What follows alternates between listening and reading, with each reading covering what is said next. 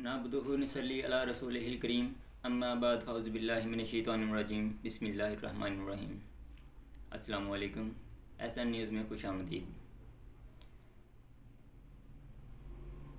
अभी आपसे बात करना इसलिए मकसूद है, मौजूदा हालात में जब फ़्रांस जैसे मुल्क ने सरकारी सतह पे नबी करीम सल्लल्लाहु अलैहि वसल्लम आक़ाए दो जहाँ हज़रत मोहम्मद मुस्तफ़ा ख़ातमुन नबिय्यीन सल्लल्लाहु अलैहि वसल्लम की शान अक़दस में गुस्ताखी की, और उस गुस्ताखी के लिए मुसलमानान पाकिस्तान और पूरी दुनिया के मुसलमानों ने जो मुतालबात रखे, उनमें से चंद एक दो ये हैं कि पाकिस्तानी सफ़ीर जो हैं वहाँ पे फ्रांस के अंदर उनको वापस बुलाया जाए, उनके जो सफ़ीर है उसको वापस भेजा जाए।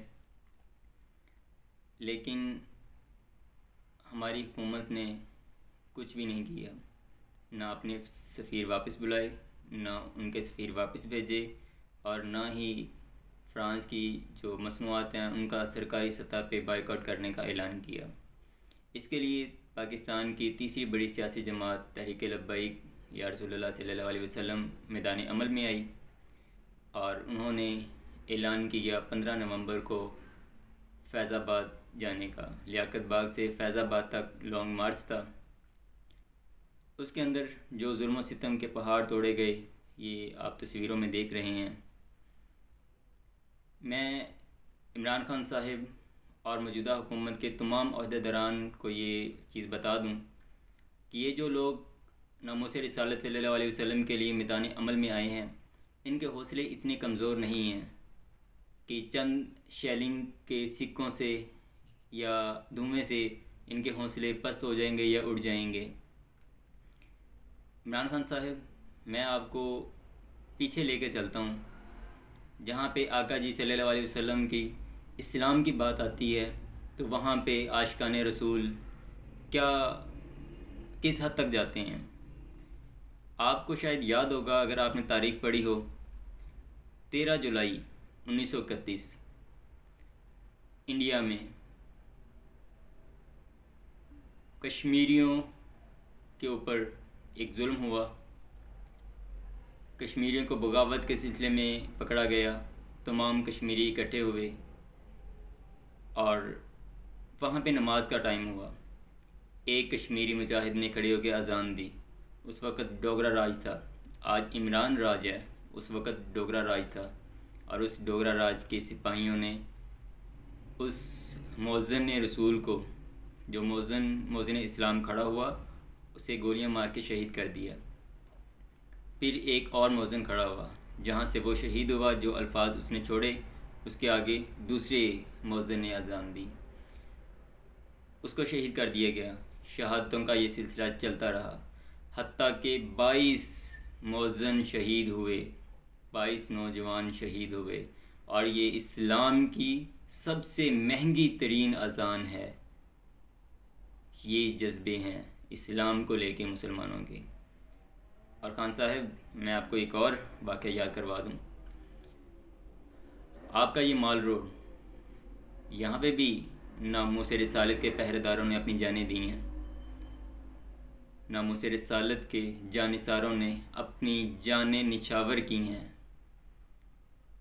एक माँ अपने बेटे को सजा के, संवार के, दूल्हा बना के लेके जा रही है। हर माँ की ख्वाहिश होती है कि वह अपने बेटे की शादी करे। मैं कुर्बान जाऊँ ऐसी माँ पे। जब वो माल रोड से गुज़रने लगी तो देखा कि लोगों का शोर है, भगदड़ मची हुई है। रो के पूछती हैं, क्या बेटा क्या हुआ, ये भगदड़ कैसी है, ये शोर कैसा है, ये नारों की गूंज कैसी है। तो उस माँ को बताया जाता है कि ऐ माँ, ऐ बुढ़िया, यहाँ पे नामूस रिसालत के परवाने अपनी जानें आका दो जहान के नाम पे निछावर कर रहे हैं। तो माँ अपने बेटे के सर से सेहरा उतारती है। खान साहब सुने, आप इन जज्बों को दबाना चाहते हैं, चंद धुएं से, जहरीला धुआं, ये कुछ भी नहीं कर सकता इनका, ऐसे जज्बों को कुछ भी नहीं कर सकता। तो उस माँ ने अपने बेटे के सर से वो उतारा, सेहरा उतारा, और बारात के आगे हाथ जोड़ दिए कि ये वक़्त इसका उधर जाने का नहीं है, मैं आप सबसे माफ़ी मांगती हूँ, माफ़ी चाहती हूँ कि मैं आपको आगे नहीं लेके जा सकती, आप लोग वापस चले जाएं। और अपने बेटे से कहती है कि बेटा जा और अपने नबी के नाम पे शहीद हो, और ये याद रखना कि अगर तेरी पीठ पे गोली लगी ना तो मैं तुम्हें दूध नहीं बख्शूँगी अपना। तो कुर्बान जाएं ऐसे बेटे पे भी। कि थोड़ी देर के बाद उसे एक आवाज़ आती है उस माँ को। जब माँ देखती है तो उसका बेटा लहूलुहान होके गिरता है।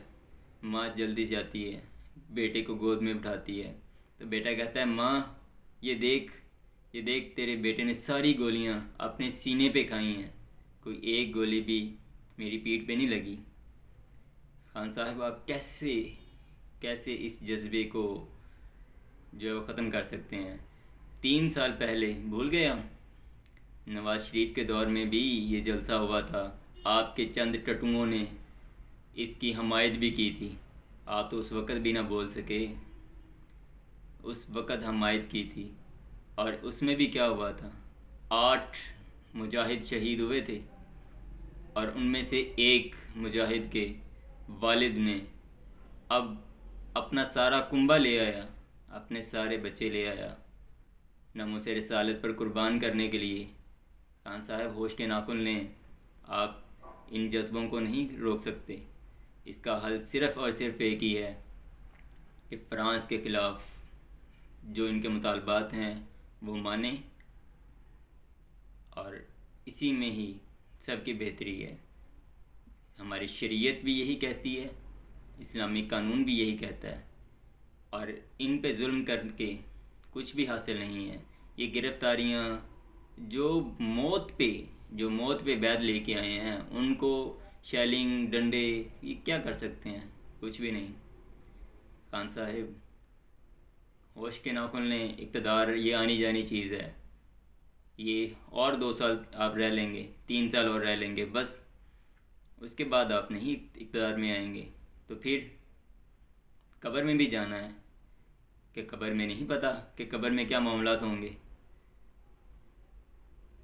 इक़्तिदार मिला था, इक़्तिदार आप जिस रियासत की बात करते हैं उस रियासत में भी, रियासत मदीना में भी इक़्तिदार आया था हज़रत अबू बकर सिद्दीक़ रज़ियल्लाहु तआला अन्हु का। उस वक़्त भी गुस्ताख़ रसूलों ने सर उठाया था, लेकिन ये नहीं कहा गया कि गुस्ताख़ रसूल जो हैं वो इस टाइम सुपर पावर हैं। नहीं, उनको जवाब दिया गया, उनके सर कलम किए गए। खान साहब अफसोस कि काश आपने इस्लामिक हिस्ट्री पढ़ी होती। आपको तो सिर्फ यही पढ़ाया गया है ना कि मुसलमानों ने ओहद के जंग ओहद में लूट मार की। क्या सहाबा लूट मार करने वाले थे? अफसोस आपकी काबिलियत पे। और मैं सल्यूट पेश करता हूँ उन तमाम फैज़ाबाद के नौजवानों को जो इतनी सर्दी में और इतनी शदीद जहरीली गैस के अंदर रहकर अपने जज्बात को, अपने ईमान को बुलंद किए हुए हैं। हम तो उनके पाँव की खाक भी नहीं हैं। अल्लाह इन तमाम भाइयों को अपने हिफ्ज़ ईमान में रखे। और मेरा सोहना खुदा इस हुकूमत को भी तौफीक दे कि वो फ़्रांस को जवाब दें, ना कि अपने ही शहरियों पे, नबी करीम सल्लल्लाहु अलैहि वसल्लम के ग़ुलामों पे ये डंडा चलाएं, लाठी चार्ज करें, गोलियां चलाएं।